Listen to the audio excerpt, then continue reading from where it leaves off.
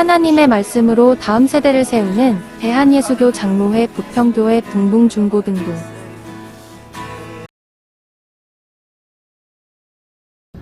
우리 한 번 더 인사 한번 드리겠습니다. 이렇게 인사합시다. 평강이 있을지어다. 이렇게 손가락으로. 집게 손가락. 예.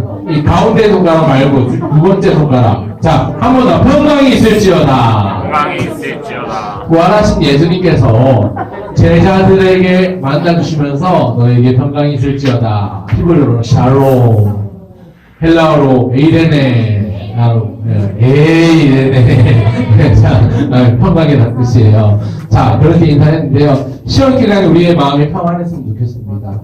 다 포기해서 저는 목사님 시험이고 뭐고 그냥 저는 학교 졸업하면 바로 그냥 돈 벌러 갈래요. 이래가지고 막 마음의 평강을 누리는 그런 평강 말고 여러분들 마음 가운데 공부할 때도 공부를 안 할 때도 공부를 못 할 때도 하나님이 여전히 날 사랑하시는구나.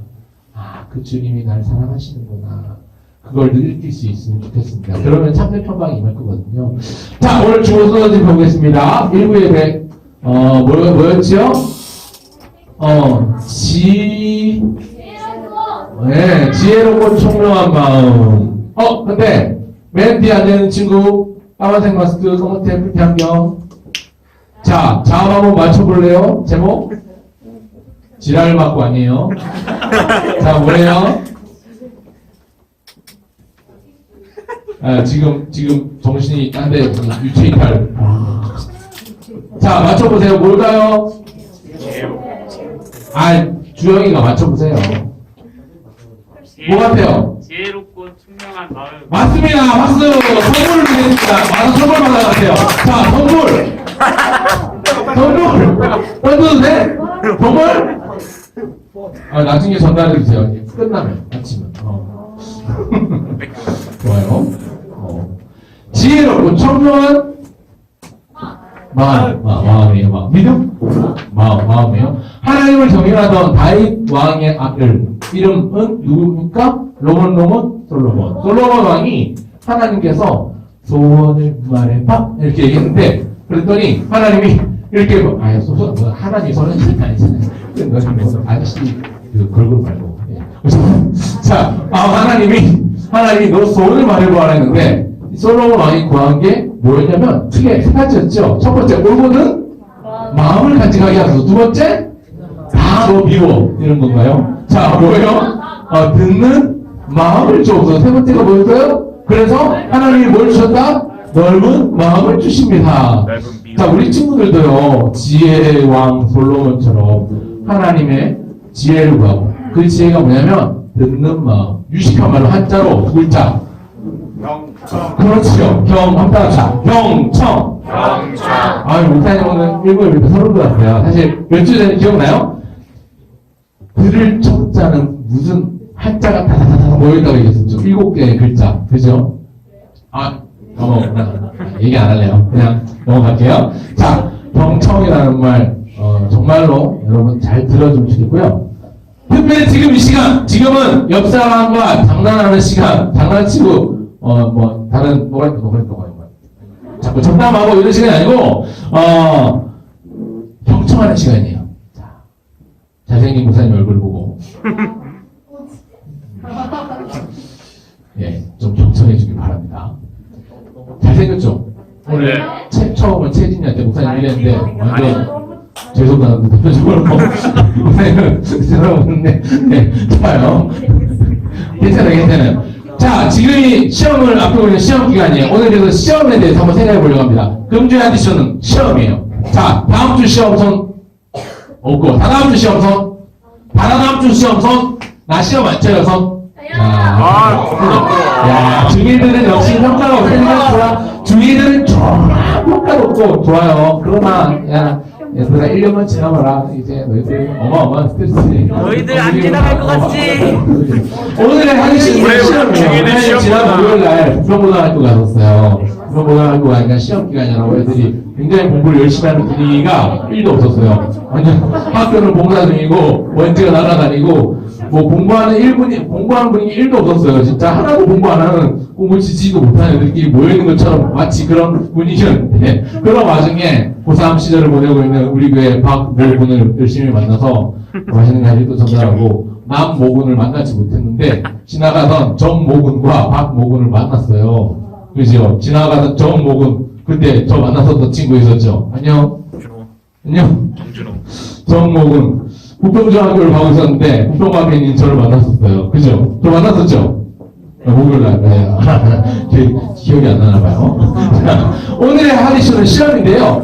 여러분, 시험은 이렇게 웃는 얼굴도 이렇게 만듭니다. 아, 그렇죠. 목사님 이거 머리도 딴데요. 이렇게 웃는 얼굴이 이렇게 변했어요. 오늘 시험에 대해서 함께 얘기해 보려고 하는데요. 시험이 영어로 뭐냐? 두 가지가 있어요. 우리 불상식 만드는. 테스트, 템테이션. 아, 오늘 머리 좀 지어졌습니다. 우든 TT 해가지고 테스트, 템트. 그죠? 템트하고 테스트. 오늘 아마 반모형 시간에 영어 선생님 있는 반은 얘기를 다 나왔을 건데, 시험이라는 뜻이에요. 시험. 오늘은 오늘 세 가지 단어가 나왔을 거예요. 템트하고, 테스트하고, terrible, trouble 하고 세 단어가 나왔는데, 세 단어 중에 총 네 단어가 나왔는데, 네 단어 중에서 오늘은 첫 번째 하나만 좀 살펴보려고 해요. 그게 뭐냐면, 테스트가 아니라 오늘은 템테이션에 대해서 생각해 보려고 합니다. 사람이 살면서 만나는 시험을 만나지 않는 사람은 없습니다. 여러분들 중고등학교, 대학교 때는 학교에서 치는 시험을 치기 때문에 시험을 만나는데, 그런 시험이 아니라도 인생의 시험이 너무나도 많아요. 이 시험을 가지고 이런 종류의 테스트, 또 템트, 그리고 트러블 이런 게 있습니다. 그러니까 소위 말하는 테스트 한다 할 때, 야, 너 이거 얼마나 아는지 테스트 해봐야 되겠다. 야, 이 기계가 작동이 잘하는지 잘 못하는지 테스트 해봐야 되겠다는 건 시험하다, 실험하다라는 개념이 강하죠. 평가하다, 실험하다라는 개념이 강하고요. 두 번째, 템티드는요, 템테이션이라는 옛날에 오래됐는데 한 10년도 더 된 것 같은데, 그 엄마들 바르는 화장품 광고에서 템테이션이라는 광고했던 화장품 이름이 있었어요. 그러니까 이 화장품을 바르면 누구든 유혹할 수 있다라는 취지에서 이름을 템테이션이라고 불렀던 것 같은데, 목사님은 템테이션이라는 영어보다 그 광고를 먼저 접했어요. 그게 목사님 중학교 때인지 초등학교 때인지 모르겠어요.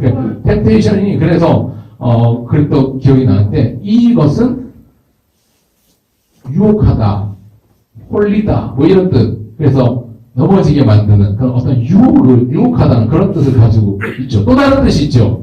또 다른 어떤 뜻이 있죠? 예, 또 다른 뜻이 있어요. 자, 그리고 세 번째 단어는 뭐예요? 예, 우리가 소위, 야, 지금 너희 둘이 싸워가지고 트러블이 생겼어. 이러면 뭐가 생긴 거예요? 문제가 생긴 거예요. 그냥 그 보통 문제가 아니에요. 아주 끔찍하고 소름 돋는 문제가 생겼어요. 이제 절교하기로 했어요. 그러면 terrible trouble이 생긴 거예요. 굉장히 중요한 문제가 생긴 거죠. 이때 우리가 시험이라고 이야기를 합니다. 그래서 어떤 사람이 시험 당했다는 말은 시험을 쳤다 이런 의미도 있겠지만, 시험 당했다는 말은 유혹을 받았다라는 의미도 있고요. 또 시험에 들었다 이런 말 하면 마음이 frustrated, 그러니까 frustration, 그러니까 완전히 좌절해가지고 실망에 빠져가지고 아무것도 못하는 그러기 상태에, 자꾸만 이상한 말만 미안합니다. 자꾸만 좌절하고 낙망하고 낙심해서 아무것도 못하는 상태에 빠진 그런 경우도 있습니다. 자, 오늘은요, 그 첫 번째, 이거 먼저 살펴보려고 해요. temptation, tempted라고 하는 시험에 대해서 살펴보려고 합니다. 자, 여러분들이 시험하는 술과 담배, 여러분들이 술과 담배가 여러분들이 시험하나요? 별로 여러분들하고 관계없는 이야기겠죠? 자, 두 번째, 저기 누구를 그렸을까요? 19금. 야동이야? 19금 좋아. 아, 서로 우리 왜 다들 우연히를 쳐다보고 아니잖아. 우연히 아닐 거야. 좋아. 왜요? 19금. 좋아요. 여러분들 이런 것들이 여러분 혹시 유혹하나요? 이건 모르겠어요. 여학생들은 모르겠지만 남학생들은 좀 생각을 해보고. 자, 그런가 하면 또 다른 시험. 어떤 것들이냐면, 여러분 이런 것들. 시험 기간에 발짝 쳐다보는. 아마 이것도 여러분들하고 관계가 올 수도 있어요. 컨닝하는 거. 그죠? 아마 근데 여러분 대학생들 되면, 대학교 가면 컨닝이 하나의 문화처럼 자리 잡혀 있어가지고, 대학교 강의실에 가면 의자에 오만 대로 막 컨닝하려고 그렇게 적어놓은 것들도 있고요. 대학생들 컨닝 워낙 엄청 많이 하거든요. 여러분들하고 관계가 없다고 치더라도 이건 아마 여러분들 많이 할 겁니다. 이게 뭐냐면 혹시 글자가 보이나요? 주변에? 저 두 학생 뒤에 있는 글자가 보여요? 여러분들이 잘 쓰는 말들이죠. 다행이다. 여러분들이 잘 쓰는 사람도 있을 거예요. 아마 여러분들 중에서는. 그죠? 제가 일일이 발음하진 않겠습니다. 벌써 민국이가 벌써 입모양을 보니까 그래서 소리 막 자동으로 음성이 들리는 것 같은데 자, 이런 것들에 여러분들 시험을 당할 수가 있습니다. 유혹받을 수가 있어요. 나도 스트레스 받고 나도 열받고 나도 기분 나쁘면 하고 싶단 말이에요. 네? 화가 나면 그럴 수 있거든요. 착하게 살았던 한 사람이 있는데 정말로 화가 나가지고 오만 쌍욕을 다 지르고 싶은 거예요. 저기 한강에 눈치에 가가지고 한강 고소부지 가가지고 하니까 사람들이 신고를 한 거예요. 미친 사람들이라고 여기 경찰을 출동해가지고 막았다는 그런 제가 아는 사람 중에 그런 사람이 실제로 있습니다. 오늘은 이 이야기를 먼저 볼까 합니다. 여우와 토끼 이야기인데요. 배고픈 여우와 살고 싶은 토끼. 여우가 토끼를 잡으러 갈 때 쉽게 잡을까요? 어렵게 잡을까요? 못 잡을 거예요. 왜냐면요, 여우는요, 한 끼 식사를 구하기 위해서 토끼를 잡지만, 토끼는 살기 위해서 도망가기 때문이죠. 그러니까 이 여우가 배가 너무 고픈 거예요. 그래서 이 여우가 한날은 꾀를 하나 만들어냈어요. 토끼한테, 토끼가 너무너무 먹고 싶으니까, 토끼를 유혹을 하는 거예요. 토끼야, 있잖아. 우리 집에 정말 맛있는 음식이 있어. 진짜, 반짝반짝 광이 나는 그 주황빛, 선홍빛 그 빛깔과 그 길쭉하며 중간에 털도 송송송 나있는 그러니까 토끼는 당근을 떠올리면서 어마어마한 당근이 우리 집에 있나 보다 생각하는 거예요. 그래서 너네 집에 있니? 우리 집에 있지. 너 우리 집에 한번 가보지 않을래? 그래서 토끼가 여우를 따라갔어요. 여우가 토끼를 꼬신 거죠. 그리고 여우의 집에 들어갔습니다. 토끼가 여우에게 묻습니다. 여우야, 너가 말했던 그 맛있는 어마어마한 음식은 어디 있니? 오늘의 메뉴는 토끼 요리야. 이러면서 널 잡아먹겠다 해가지고 집으로 데리고 온 거예요. 예쁜 사탕 발린 말로 토끼를 유혹한 거죠. 여우가 토끼를 꼬셨어요. 그래서 잡아먹기 위해서 이제 달리기로는 이길 수 없으니까 데리고 와서 꼬입에 넘어가게 한 거예요. 그러니까 토끼는 호기심에 찾아간 것뿐인데 그날 여우의 저녁 식사가 되어준다. 슬픈 이야기가 실제로 시중에 나와 있는 4세부터 6세까지 보는 동화에 그런 책이 있어요.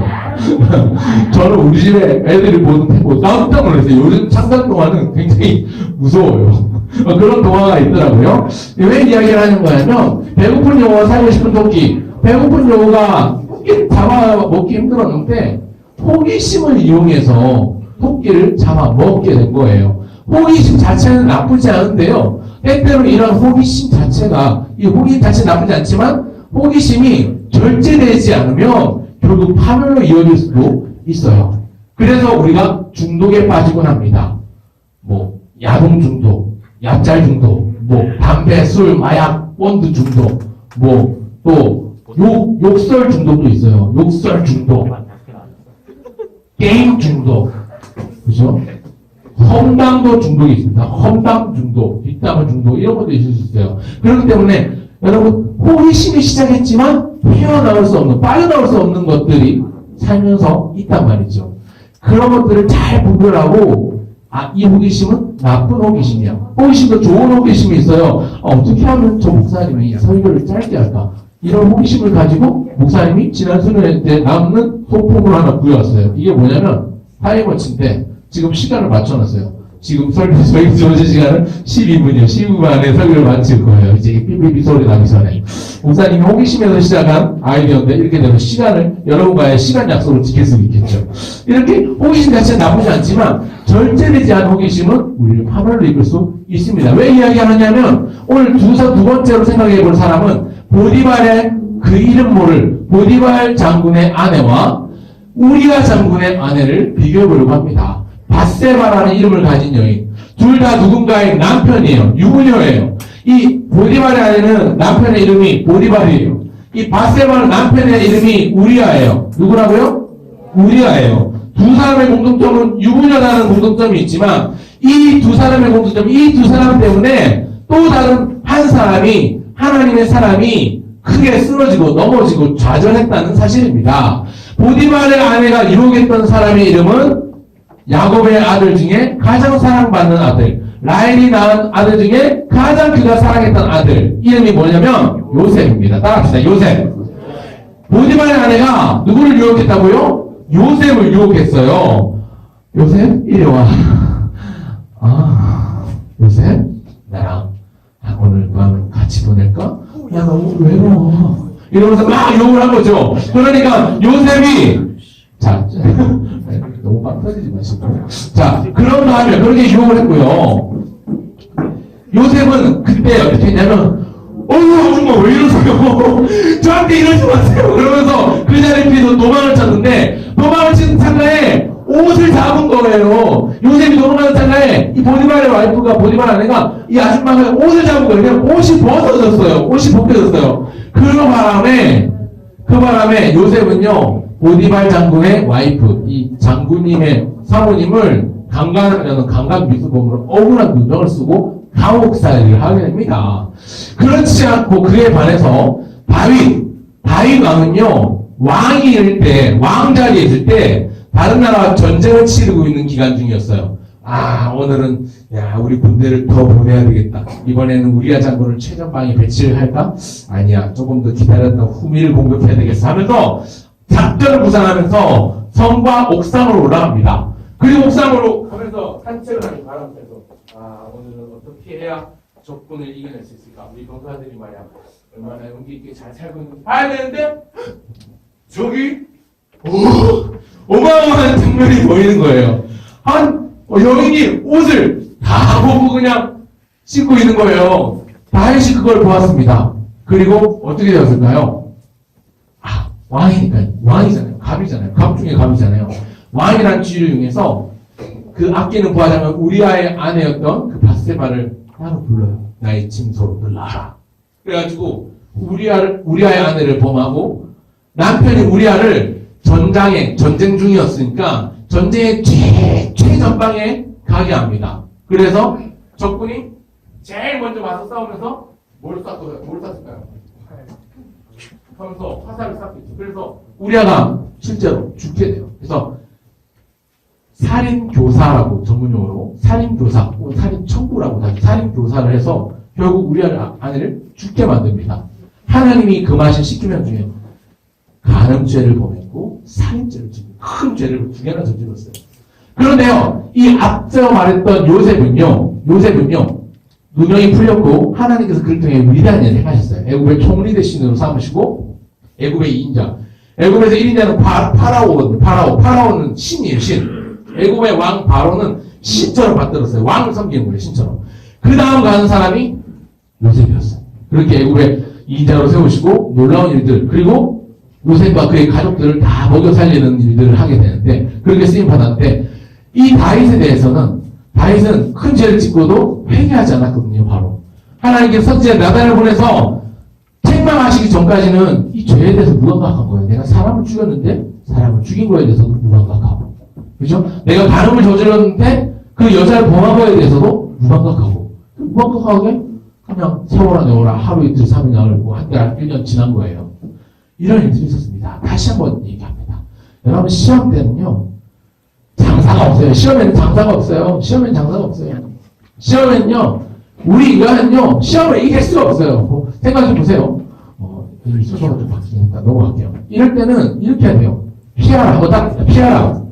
이런 술, 담배, 마약, 이런 19금 이런 것들이 오면 피해야 돼요. 애초에 그런 환경 자체를 피하는 게 제일 좋아요. 왜냐면요, 여러분, 도망가 피하면 비참하잖아요. 비굴하잖아요. 비겁하잖아요. 그게 아니고, 도망가는 건 비참한 게 아니라, 이기지 못하는 게 비참한 거예요. 그걸 이기기 위해서 이길 수 있는 방법은 피하는 거거든요. 왜냐면요, 하나님의 마음에 합한 자였던 의로운 왕 다윗조차도 성경에요, 예수님 빼고, 하나님 빼고, 성경에 나오는 인물 중에 믿음의 인물이라고 하면 가장 최우선으로 꼽을 만한 베스트 3 중에 하나가 아브라함, 다윗 뭐 이 정도 꼽을 수 있거든요. 아브라함, 다윗, 모세 이 정도 꼽을 수 있는데 그랬던 다윗조차도 무너졌다면 하물며 여러분 다윗보다 뭐 믿음 좋은 사람이 있습니까? 여러분 여기서 지금 다윗보다 믿음 좋은 사람 손 한번 들어주세요. 내가 다윗보다 믿음이 좋아요. 이런 사람 있어요? 없잖아요 사실. 다윗이 얼마나 위대한 일을 많이 했는데요. 근데 하물며 그런 다윗조차도 무너졌다면 우리 당연히 무너질 것이기 때문에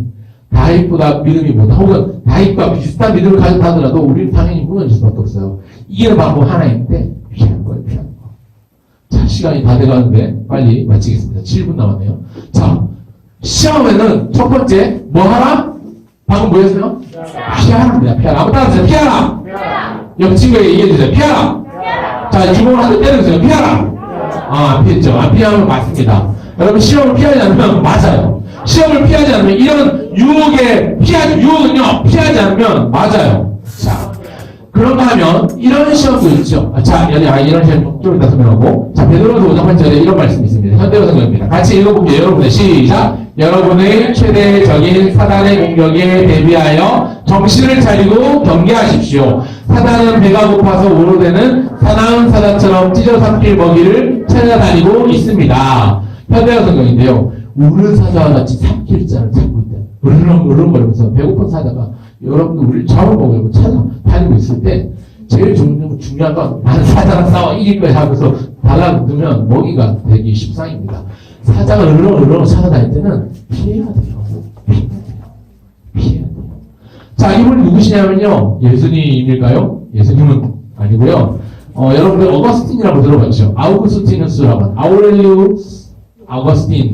아우렐리우스 어거스티누스라고 하는데요. 이분이 이런 이야기를 했어요. 이건 아마 여러분들 들어본 적 있을 거예요. 종교 배우자 마틴 루터가 했던 말이라고 알려져 있는데 루터가 한 말은 아니고 루터가 어거스틴을 인용한 말입니다. 까마귀들이 내 머리로 날면서 내 주변을 맴도는 거 내가 어떻게 할 수 없어. 왜 하늘을 날아다니니까 난 어떻게 할 수가 없어. 그러나 그 까마귀가 내 머리에 그 자기 둥지를 트는 일을 나는 막을 수 있어 라고 말했습니다. 여러분 죄악이라는 까마귀가 내 주변을 맴돌고 있단 말이에요. 학교에 가면 애들 맨날 뭐 선생님 새끼 뭐 새끼 선생님 하면서 막 욕하고 다니는 거예요. 뭐 심지어 술 담배 하는 뭐 방황하는 청소년들 여러분들 가운데 해당 사항 없겠지만 그런 친구들도 있고요. 뭐 맨날 밤마다 야구 중독돼가지고 폰으로 컴퓨터로 펜 아이패드로 맨날 그런 거 들여다보는 친구들도 있고요. 네. 별의별 친구들이 다 있어요. 근데 여러분 그런 죄악이 우리 주변에 도사리고 있단 말이에요. 그리고 그런 것들이 언제 나를 엄습해올지 언제 나를 공격해올지 모른단 말이에요. 그러기 위해서 내가 할 수 있는 건 그것들을 하루아침에 내가 새롭게 하거나 없애버리거나 제거할 수 없다면 내가 할 수 있는 걸 하는 된 거예요. 그 죄악들이 그 죄라는 까마귀가 내 머리에 둥지 뜨기 전에 내 머리를 내리 저리가 나를 지켜내는 건 우리가 할 수 있는 일이라는 거죠. 자, 컨닝 아까 얘기했었는데 컨닝의 용이 찾아올 때 저기 SFC 마크가 보이죠? 목사님 대학생 때는요, 컨닝 추방 운동 이런 걸 했었어요. 네, 그래서 학교에서 막 학생들 모여가지고, SFC 사람들끼리 모여가지고, 컨닝 추방 운동, 데모처럼 했었어요.